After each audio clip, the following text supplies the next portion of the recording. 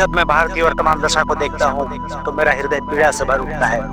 यह वही भारत है जिसने कभी समस्त विश्व को धर्म, ज्ञान और करुणा का संदेश दिया था।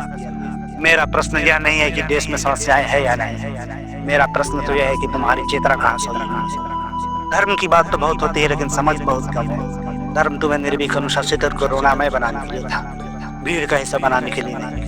अगर धर्म के नाम पर तुम्हारा विवेक मर जाए तो समझ लो कि वह धर्म नहीं, सिर्फ शोर बचा है। राजनीति को देखो, यह सेवा का मार्ग था, सत्ता की भूख नहीं। जब नेता खुद को देश से ऊपर समझने लगे तब लोकतंत्र नहीं, वह सौदेबाजी कहलाती है। महिला सुरक्षा पर मैं साफ कहना चाहता हूँ, जिस समाज में नारी सुरक्षित नहीं वह समाज अपने अस्तित्व पर सवाल खड़ा करता है। अपराध छोटा या बड़ा नहीं होता, अपराध तो बस अपराध होता है और उसे हल्का बताने वाला मन पहले ही पतित हो चुका होता है। युवा बेरोजगारी पर रोते हो, लेकिन क्या तुमने कभी अपने भीतर आत्मविश्वास, कौशल और चरित्र गढ़ा है? नौकरी मिलना लक्ष्य है लेकिन रीढ़ झुकाकर मिलना पराजय है।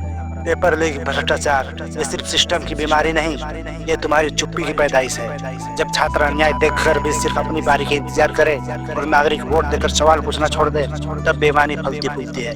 राजनीतिक पार्टियां साधन है, साधे नहीं। जो पार्टी खुद को राष्ट्र के ऊपर रखे वह देशभक्ति नहीं और सर्वाद सिखाती है। राष्ट्र को पूंजी चाहिए लेकिन राष्ट्र को किसी पूंजीवादी के सामने झुकना नहीं चाहिए। विकास ऐसा हो जो आखिरी आदमी तक पहुंचे, ना कि कुछ गुने चुने हाथ में सिमट के रह जाए। गरीबी केवल पेट की नहीं होती, यह आत्मा की भी होती है। जब आत्मसम्मान मरता है तब रोटी भीख बन जाती है। क्रिएटर से मेरा प्रश्न है, क्या तुम चेतना जगा रहे हो या सिर्फ ध्यान बेच रहे हो?